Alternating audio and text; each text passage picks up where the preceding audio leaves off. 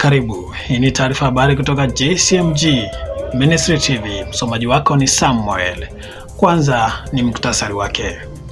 Rais wa Marekani Donald Trump ahidi kulipiza kisasi nchini Iran. Rais wa Tanzania Suluhu Hassan ahidi kufanya mabadiliko makubwa katika maendeleo. Hii ni baada ya kuzindua SGR. Rais wa Kenya asema guns hawana nafasi katika nchi yake, hivyo ahidi kuleta utulivu.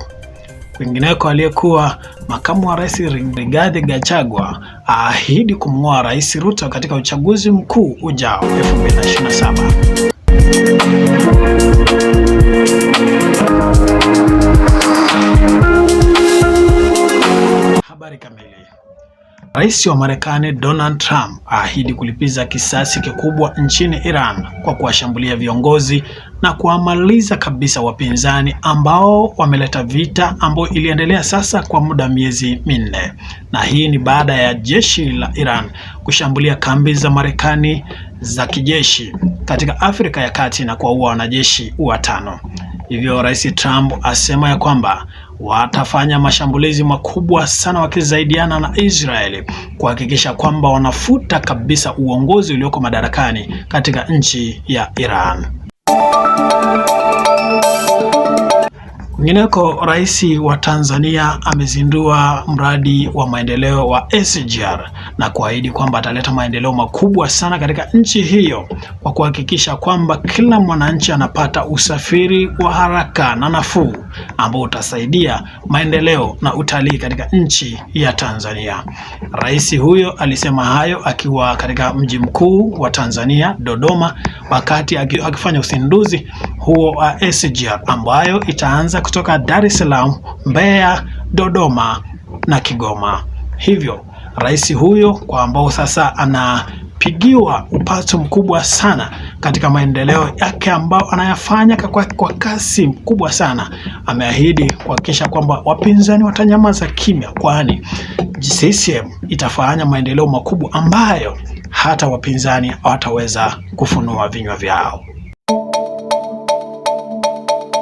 Rais wa Kenya, Rais William Samoei Ruto amesema kwamba guns ambao wamekuwa wanatumiwa na wanasiasa kuleta machafuko katika nchi hiyo ya Kenya hawatapata nafasi, na kuhakikisha kwamba atafanya mabadiliko makubwa katika uongozi wake kuhakikisha kwamba hao ambao wanawalipa hao vijana kufanya fujo na kuleta vita na kuwaibia watu na kufanya maandamano yasiyo na maana, basi wataweza kuwachukulia hatua kubwa na kuwakamata na kuwachukulia sheria.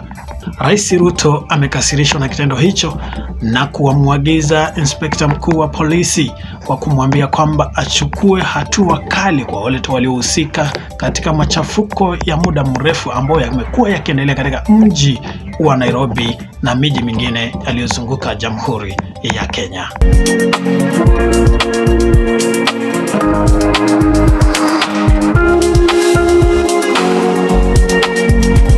Na kwingineko, aliyekuwa makamu wa rais Rigathi Gachagua ameahidi kumng'oa Ruto madarakani, na hii ni baada ya kufanikiwa chama chake DCP kuchukua uongozi katika uchaguzi uliofanyika Olkalau na kushinda kwa kishindo kikubwa cha kura 35,000 huku chama cha UDA kipata kura 5,000 pekee.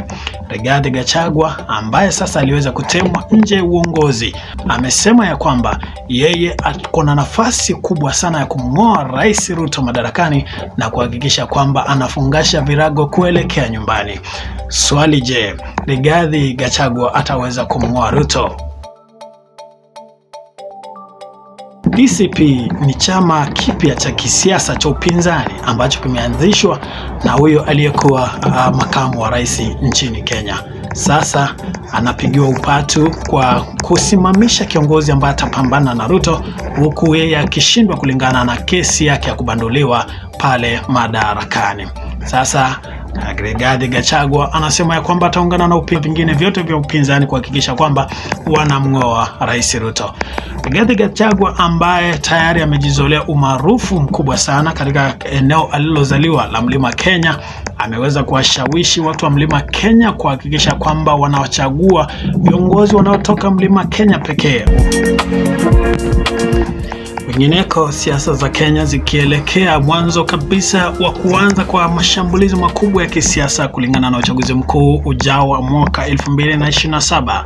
Tayari kila chama kimejisimamia yenyewe ikitaka kila mtu asimame katika nafasi ya uongozi, kwani kila chama inasema kwamba tutasimamisha kiongozi ambaye ataweza kumng'oa Rais Ruto madarakani. Je, wataweza kumng'oa madarakani na kuhakikisha kwamba wanachukua sura mpya katika uchaguzi mkuu ujao 2027? Taarifa nyingine mbingu duniani ni kwamba Mungu amesema, ukaniite siku ya mateso nitakuokoa na utanitukuza. Na hayo aliyasema kwa kinywa cha mtumishi wake ambaye anaitwa Mfalme Daudi, ya Zaburi 50 mstari wa 15, ambaye anaagiza wanyonge wote, wenye machozi, wenye shida mbalimbali wamuite katika dhiki, kwani yeye pekee ndiye awezaye kuwasaidia. Hivyo mkimbilie Mwenyezi Mungu. Mwisho wa taarifa habari. Msomaji wako ni Samuel.